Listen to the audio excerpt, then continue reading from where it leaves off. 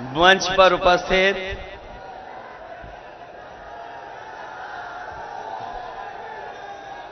पर उपस्थित समाजवादी पार्टी के हमारे प्रत्याशी पूर्व सांसद ब्रजेंद्र सिंह जी, आपके बगल की लोकसभा के प्रत्याशी जसवीर वाल्मीकि जी, पार्टी के हमारी जिला अध्यक्ष श्रीमती लक्ष्मी धनगर, महासचिव मनोज यादव, पूर्व विधायक आदरणीय जफर आलम साहब, वीरेश यादव जी, राकेश सिंह जी, उस्मान खान, अब्दुल हमीद गौसी जी, राकेश सिंह जी, अज्जू इसाक जी, पूर्व जिलाध्यक्ष रसपाल सिंह जी, अशोक यादव जी, गिरीश यादव, साहिद सिद्दीकी जी, विनोद सविता जी, मुजाहिद किदवई जी, पार्टी के बड़े नेता सुभाष लोधी से लेकर के बहुत सारे हमारे नेता, मैं जिन साथियों का नाम नहीं ले पा रहा हूं, बड़ी संख्या में हमारे सभी समाजवादी पार्टी के नेता जो मंच पर उपस्थित हैं, आम आदमी पार्टी के संगठन के सभी हमारे पदाधिकारी नेता, कांग्रेस पार्टी के पदाधिकारी और इस चुनावी जनसभा में आए हुए आदरणीय बुजुर्ग, माताएं, बहनें, नौजवान साथी और पत्रकार बंधुओं, मैं सबसे पहले आप सबका बहुत बहुत आभार प्रकट करना चाहता हूं। मैं देख रहा हूं जहां इतनी गर्मी है और दोपहर का वो समय है जिस समय सबसे ज्यादा गर्मी होती है, तापमान होता है। हमारा पंडाल भी उतना मजबूत नहीं है, लेकिन उसके बावजूद भी मैं देख रहा हूं जोश और उत्साह ऐसा दिखाई दे रहा है कि अलीगढ़ वाले इस बार सब रिकॉर्ड तोड़ने जा रहे हैं। अलीगढ़ वाले न केवल रिकॉर्ड तोड़ने जा रहे हैं, बल्कि एक नया रिकॉर्ड बनाने जा रहे हैं। 10 साल कोई छोटा मोटा समय नहीं होता है। 10 साल बहुत लंबा समय होता है। जिन्हें मौका दिया गया जीत करके गए, दिल्ली में भी सरकार, यूपी में भी सरकार, और जनता की तरफ से आवाज आ रही है कि सांसद जी हाजिर हों और 10 साल का हिसाब किताब दें, 10 साल का हिसाब किताब दें। वैसे चुनाव के रुझान तो बाद में आते हैं, लेकिन अभी दिल्ली वालों का और लखनऊ वालों का आपने भाषण सुना होगा। चुनाव के रुझान आने लगे हैं, चुनाव के रुझान आने लगे हैं। और चाहे उत्तर प्रदेश हो, देश हो, इंडिया गठबंधन की चर्चा होने लगी है। जो पश्चिम से हवा चली है, जो पश्चिम के लोगों ने मतदान किया है, उस मतदान ने ऐलान कर दिया है कि भारतीय जनता पार्टी का इस बार सफाया होने जा रहा है। मैं अलीगढ़ वालों से कहूंगा कि एक ऐसा ताला बनाओ, हम सब लोग मिलकर के भाजपा के गलत मंसूबे हमेशा हमेशा के लिए ताला लगा दें। ये जो मंसूबे हैं उनके नफरत फैलाने के, ऐसा ताला लगा देना कि हमेशा हमेशा के लिए नफरत बंद हो जाए। और अलीगढ़ ने कभी एक बार नहीं, न जाने कितनी बार सौहार्द का परिचय दिया है, भाईचारा का परिचय दिया है। ये जो हमारी मिली जुली संस्कृति है, जहां हम लोग मिलजुल करके रहते हैं, जो लोग सत्ता से बाहर जाने वाले हैं, उनके भाषणों में चुनाव के परिणाम का रुझान दिखाई देने लगा है। इन्होंने मन की बात तो की है, ये जो बातें निकल के आ रही हैं, जो दूसरों पे थोपी जा रही हैं, दरअसल इनकी मन की बात है। और जो मन की बात आ रही है, हम उनसे कहना चाहते हैं कि अब समय आ गया है, अब संविधान की बात हो। ये जो गारंटी देते घूम रहे हैं, ये गारंटी उसी तरह की है जैसे कोरोना में हमसे और ताली थाली बजवाई थी। ये लोगों को गारंटी नहीं, घंटी दे दी है कि जाओ बजाते रहो। जो ये गारंटी है, जुमले से 10 साल लंबी है। 10 साल पहले जुमला था और अब गारंटी आई है। इसलिए मैं आपसे अपील करने आया हूं, जब हम और आप लोग मतदान करें तो हम लोग सावधान भी रहें, क्योंकि इधर हमारे किसान भाई से लेकर के हर वर्ग के लोगों ने देखा है कि इनकी सरकार में कितनी तकलीफ और परेशानी आई है। हम अपने किसान भाइयों से कहना चाहते हैं, ये सरकार जब से आई है, हमारा किसान संकट में चला गया। उनके सामने जो मुसीबतें आई, शायद आजादी के बाद इतनी मुसीबतें किसानों के सामने कभी नहीं आई। और मैं याद दिलाना चाहता हूं कि जब कोरोना था, जब सब कुछ बंद हो गया, अगर कोई खेतों पे जाकर के अन्न पैदा कर रहा था तो वो हमारे किसान और हमारे किसान के बेटे जाकर के अन्न पैदा कर रहे थे। और न केवल हमें आपको पेट भरने के लिए अन्न पैदा किया, बल्कि इस देश की अर्थव्यवस्था बचाने का भी काम किया।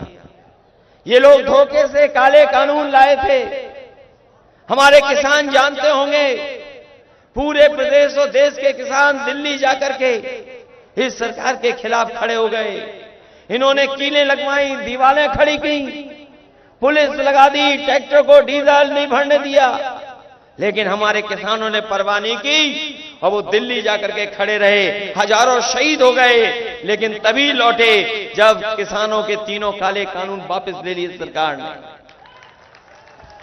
आज मैं आपसे पूछना चाहता हूं, यही सरकार है जिसने कहा था हम किसानों की आय दोगुनी कर देंगे। अभी आप लोग गेहूं काट करके गेहूं बाजार ले गए होंगे। क्या सरकार ने आपकी लागत और हमारे किसानों को जो लाभ मिलना चाहिए था, क्या लाभ मिल गया किसानों को? लागत के हिसाब से क्या हमारे किसानों की आय दोगुनी हो गई? और ये जो दिल्ली वाले और लखनऊ वाले लंबे लंबे भाषण दे रहे हैं, मैं अपने किसान भाइयों से कहना चाहता हूं, ये सरकार वो है जिस सरकार में पिछले 10 साल में जो सरकारी आंकड़ा बताता है, एनसीआरबी का आंकड़ा बताता है, गरीबी के कारण और हमारे किसान अपनी परेशानी के कारण 1 लाख किसान ने आत्महत्या कर ली। क्या जवाब है सरकार के पास? कोई जवाब है सरकार के पास?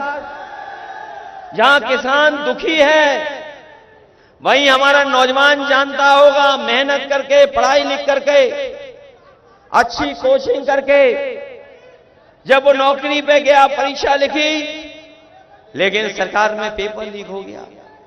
ये नौजवान जानते होंगे कोई एक पेपर लीक नहीं हुआ है।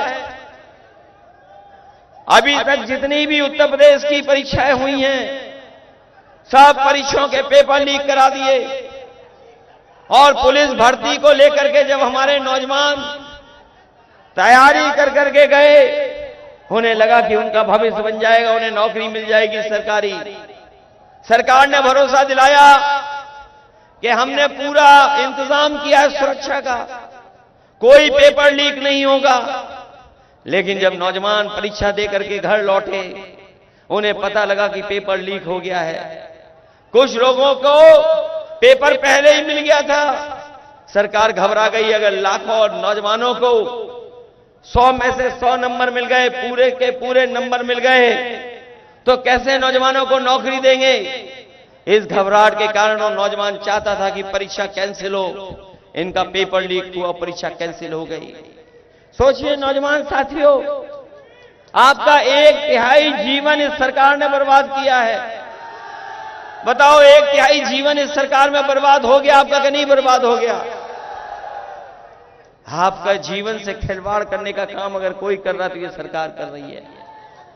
इनकी नीयत नहीं है नौकरी देने की, और अगर नीयत नौकरी की होती तो बताओ अग्निवीर जैसी व्यवस्था लागू करती है सरकार। ये अग्निवीर व्यवस्था क्या है? आधी अधूरी है नौकरी। ये कोई पक्की नौकरी नहीं है। हमारा नौजवान पक्की नौकरी चाहता है और पक्की नौकरी कर करके देश की रक्षा करना चाहता है, वर्दी पहन करके सम्मान के साथ जीना चाहता है। लेकिन ये सरकार अग्निवीर जैसी व्यवस्था ला करके हमारे नौजवानों का भविष्य छीनने का काम कर रही है।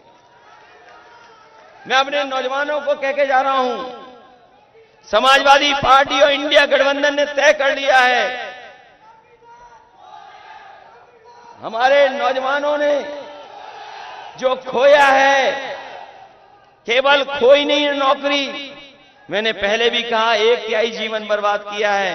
मैं अपने नौजवानों से कहना चाहता हूं, जो फौज की भर्ती में जाना चाहते थे और सम्मान की नौकरी करना चाहते थे, इंडिया गठबंधन और समाजवादियों की सरकार बनेगी, पहले जैसी नौकरी, पक्की नौकरी देने का काम भी समाजवादी और इंडिया गठबंधन करने का काम करेगा। ये हमारे नौजवान और किसान जब ठान लें, अगर किसान और नौजवान ठान लें तो बताओ ये सरकार कैसे बचेगी? क्या सरकार बच पाएगी? याद कीजिए, जब पहली बार अलीगढ़ में समाजवादी सरकार में हम लोग आए थे तो हम लोगों ने लैपटॉप बांटने का काम किया था। लैपटॉप बांटे थे अलीगढ़ में आकर के, और इसलिए बांटे थे क्योंकि हमारे नौजवानों का भविष्य बन जाए, पढ़ लिख करके आगे बढ़े। और ऐसे लैपटॉप दिए कि आज 7 साल बाद भी जिसके घर परिवार में होगा वो अगर चलाता होगा तो बताओ हमारी और नेताजी की फोटो दिखाई देती है कि नहीं दिखाई देती है? 7 साल बाद भी चल रहा है। और मैं अभी कहना चाहता हूं, अभी कुछ दिन पहले प्रधानमंत्री और बिल गेट्स वापस में बैठ करके बातचीत कर रहे थे, और आपने अखबार में पढ़ा होगा कि अमेरिका के जो उद्योगपति आए थे उन्होंने कहा कि अगर हमें डिजिटल डिवाइड के लिए कोई भी फैसला लेना पड़ेगा उसमें हम भारत सरकार का सहयोग करेंगे। और जब मैंने वो खबर पढ़ी और उसके बाद हमारे किसी साथी ने बताया कि जो लैपटॉप आपने बांटा, आज अमेरिका में कई स्टेट में, कई शहरों में लैपटॉप बांटा जा रहा है। सोचो, समाजवादियों ने 7 साल पहले बांटा था और आज अमेरिका में भी बांटा जा रहा है। अगर बच्चों को, उनके भविष्य को बनाने के लिए, पढ़ाई लिखाई में आगे बढ़ने के लिए, दुनिया से जुड़ने के लिए अगर सबसे बड़ा काम अगर किसी ने किया था तो समाजवादियों ने लैपटॉप बांट करके दिखाया था।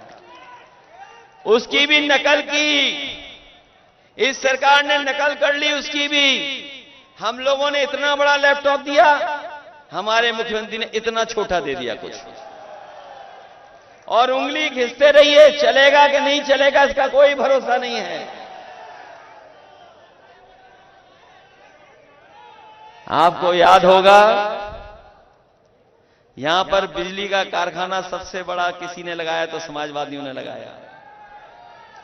हरदोगंज में 660 सुपर क्रिटिकल प्लांट, हम लोग तो नाम भी ले लेते हैं। जब यहां पर बीजेपी के लोग आए तो मुझे लगा कि इस बिजली के कारखाने का नाम लिया जाएगा और समाजवादियों को धन्यवाद दिया जाएगा, लेकिन न नाम लिया न धन्यवाद दिया।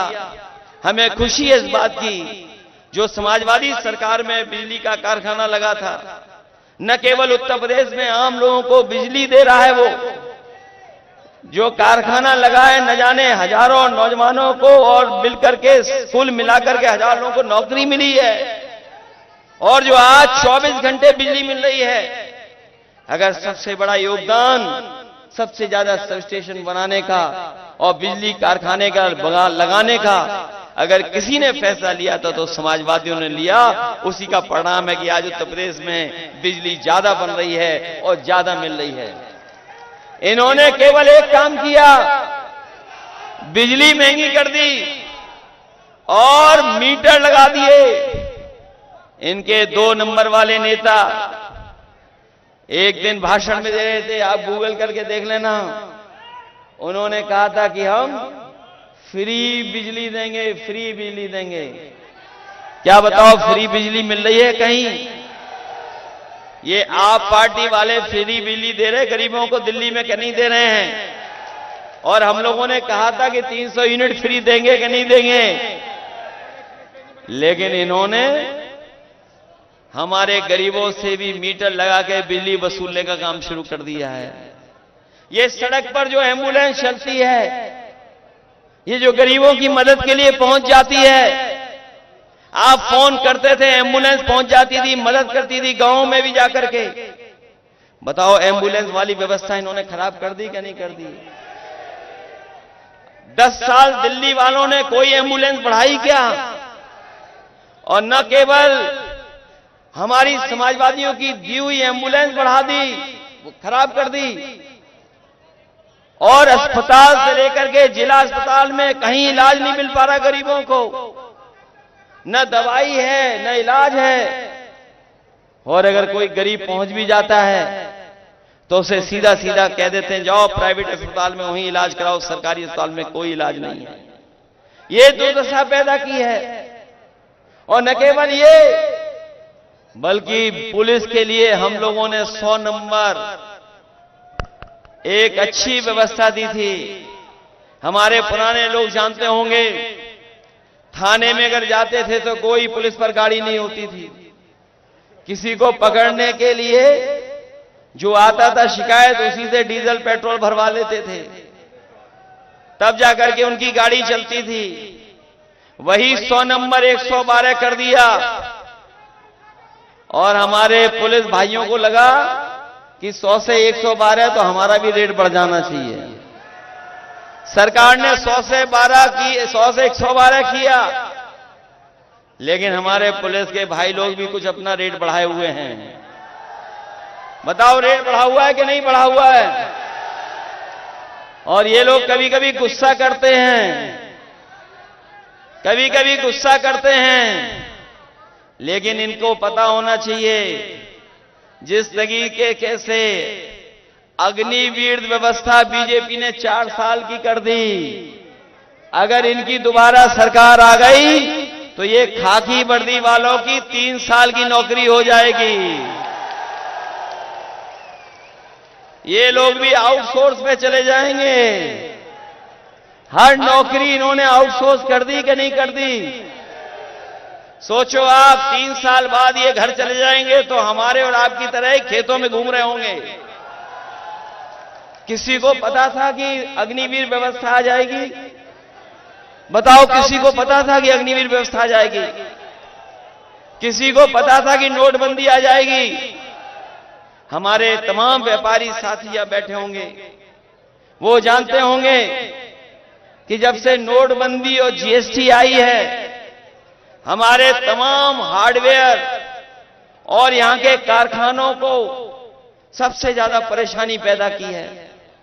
नोटबंदी और जीएसटी ने हमारे व्यापारियों का, उद्योग चलाने वालों का सबसे ज्यादा नुकसान करने का काम किया है इन्होंने। और उसका परिणाम यह है कि बड़े पैमाने पे बेरोजगारी फैल गई है। न कोई रोजगार दिया। और जो लोग कहते थे 1 डिस्ट्रिक्ट 1 प्रोडक्ट, बताओ हमारे अलीगढ़ के कारखाने वालों को क्या लाभ मिला है 1 डिस्ट्रिक्ट 1 प्रोडक्ट में? कोई लाभ मिला हो? कोई बड़ा कारखाना इन्होंने लगाया हो? तो इसलिए सावधान रहिए और मतदान करना। ये बीजेपी वालों से बहुत सावधान रहना है। इनकी जो पहचान बनी है वो झूठ और लूट की बनी है पहचान। बीजेपी वालों ने पूरे अपराधियों का और भ्रष्टाचारियों का सबसे बड़ा गोदाम बनवा लिया है भारतीय जनता पार्टी ने। जितने भी भ्रष्टाचारी हैं, अपराधी हैं, सब इनकी गोदाम में पहुंच गए हैं, भारतीय जनता पार्टी की गोदाम में। बताओ गोदाम में पहुंच गए कि नहीं पहुंचे हैं? और जब से इलेक्टोरल बॉन्ड की बात आती है, इनका इलेक्टोरल बॉन्ड ने बैंड बजा दिया और इनकी बोलती बंद करा दी। कोई चंदा 1000 करोड़ देगा? कल्पना करिए आप, सोचिए आप कैसे चंदा लिया गया है। कई ऐसे लोग हैं जो लोगों ने चंदा दिया है, न जाने कितना चंदा लिया है। 1000 करोड़, किसी से 600 करोड़, किसी से 400 करोड़। बताओ चंदा लिया कि नहीं लिया चंदा? और इन्होंने उद्योगपतियों को भगवा दिया कि नहीं भगवा दिया? और बैंकों से पैसा जमा करवाया। हमारे किसानों का कर्ज माफ नहीं किया इन्होंने। बड़े बड़े उद्योगपतियों का कर्जा माफ कर दिया। 15 लाख करोड़ से ज्यादा उद्योगपतियों का कर्जा माफ कर दिया। हम अपने किसान भाइयों को कहना चाहते हैं, इंडिया गठबंधन समाजवादी सरकार बनाएंगे और एमएसपी का कानूनी अधिकार देंगे और किसानों का कर्ज माफ भी कराने का काम होगा। आप लोग हो तैयार वोट डालने के लिए? हैं तैयार आप लोग? आप लोग तैयार हो संविधान बचाने के लिए? ये संविधान बचाने का चुनाव है। आपका एक वोट न केवल विजय सिंह जी को जिताएगा, बल्कि संविधान को भी बचाने का काम करेगा। आप लोग लोकतंत्र बचाना चाहते हो? ये लोग जो बड़े बड़े नारे दे रहे हैं, क्या पता कल हमारा आपका अधिकार छीन ले वोट डालने का। ये छीन सकते हैं हमारा आपका अधिकार, ये संविधान बदल सकते हैं। इनके लोग जो हैं दबी जबान से कभी खुलेआम कह रहे हैं कि हम संविधान बदल देंगे। ये लोग जो 400 पार का नारा दे रहे हैं, ये जनता की नाराजगी का सामना नहीं कर पाएंगे। इस बार 400 हारने जा रहे हैं। 400 पार नहीं, 400 हारेंगे ये लोग। बताओ 400 हार होगी इनकी? नहीं होगी। और फिर जब संविधान को बचाने के लिए निकले हैं, याद रखना ये 2024 का चुनाव संविधान मंथन का भी है। ये संविधान मंथन का चुनाव है। एक तरफ तो वो लोग हैं जो संविधान की रक्षा करना चाहते हैं और दूसरी तरफ वो लोग हैं जो संविधान के भक्षक हैं, संविधान को खत्म करना चाहते हैं। इसलिए सावधान रहेंगे आप लोग। और मतदान करने के लिए आप लोग एकदम अपने बूथ की चौकीदारी करना। चौकीदारी करोगे अपने बूथ की, क्योंकि चौकीदारी नहीं की तो ये बीजेपी वाले धोखा दे सकते हैं। और हम इन्हें बताना चाहते हैं, जो 10 साल सांसद रहे हैं बीजेपी के लोग, जो सांसद चुन करके इस बार इनका सब गणित फेल कर दिया नौजवानों ने, और सब गणित फेल कर दिया किसानों ने। नौजवानों ने जो गणित फेल किया है उसकी भरपाई नहीं हो पा रही है। आप हिसाब लगा लेना, अगर 60 लाख बच्चों ने जिन्होंने परीक्षा लिखने की तैयारी की थी, 60 लाख बच्चों का परीक्षा छूटी है, नौकरी छूटी है। और अगर इनके माँ बाप को जोड़ लें, 3 वोट एक घर में जोड़ लें हम अगर, तो 60 लाख का गुणा 3 में हो गया 1 करोड़ 80 लाख। और 1 करोड़ 80 लाख का अगर हमने भाग दे दिया 80 लोकसभाओं में, तो बताओ हर लोकसभा में कितना वोट कम हो गया? 2,25,000 वोट कम हुआ है हर लोकसभा में। बताओ इनके पास कोई भरपाई है 2,25,000 वोट करने की? महंगाई हुई कि नहीं हुई? महंगाई आज बताइए, हर चीज महंगी हो गई। अगर आप अरहर की दाल भी खरीदोगे, चने की दाल, तो महंगी हो गई कि नहीं हो गई? आटा महंगा हो गया कि नहीं हो गया? हमारे किसानों का सस्ता गेहूं खरीद लिया और जाकर के बाजार में देखना जो पैक्ड आता है आटा, बताओ वो कंपनियां मुनाफा कमा रही है नहीं कमा रही हैं। इसलिए समाजवादियों ने तय किया है जो राशन गरीबों को मिल रहा है वो तो मिलेगा भी, उनके स्वास्थ्य को, उनके खाने को पौष्टिक कैसे बनाया जाए उसके लिए अगर हमें जिस तरीके से संपन्न लोग बाजार से पौष्टिक आटा पैक्ड खरीदते हैं, हम अपने गरीबों को भी उससे अच्छा पैक्ड आटा दे करके और उनको डाटा फ्री भी देने का काम समाजवादी लोग करेंगे। आप लोग जानते होंगे मोबाइल फ्री थे, मोबाइल फ्री था लेकिन डाटा पे पैसा लिया जा रहा है और हमारे नौजवान तो महीने में न जाने कितना डाटा इस्तेमाल कर रहे हैं। और अब तो हमारे गांव के बुजुर्ग लोग भी डाटा को इस्तेमाल करना जान गए हैं। मोबाइल से सब चीजें आई जा रही हैं, खाना मंगाओ तो पहुंच रहा है इंटरनेट से। ये भी समाजवादियों की देन है, अगर इंटरनेट लाइनें बिछी हैं तो समाजवादियों की देन है। आज सामान खरीदने से लेकर के सब हो रहा है, इसलिए समाजवादी पार्टी ने तय किया है सरकार बनने पर अपने गरीबों को राशन के साथ साथ पौष्टिक आटा और अपने लोगों को डाटा फ्री दिलाने का काम समाजवादी लोग करेंगे। इसलिए मदद करिए, मदद करिए। ये अलीगढ़ की पहचान यहां के भाईचारे से है, अलीगढ़ की पहचान गंगा जमुनी तहजीब से, हमारी संस्कृति से है। अलीगढ़ की पहचान इल्म और तालीम से भी है। अगर कोई भी हमें यहाँ के लोगों को पढ़ाई से लेकर के और चीजों को बढ़ाने का काम करना होगा तो हम लोग करेंगे। शिक्षा विभाग में भी आपको याद होगा शिक्षा मित्रों की भी मदद की थी, शिक्षकों की भी मदद की थी, हर वर्ग के लोगों की मदद करने का काम किया था। और हमें याद है हमारे विधायक जी जफर आलम साहब जो कहते थे वो हम लोग करके दिखा देते थे। चाहे अलीगढ़ शहर में कुछ भी कहा होगा वो हम लोगों ने करने का काम किया है।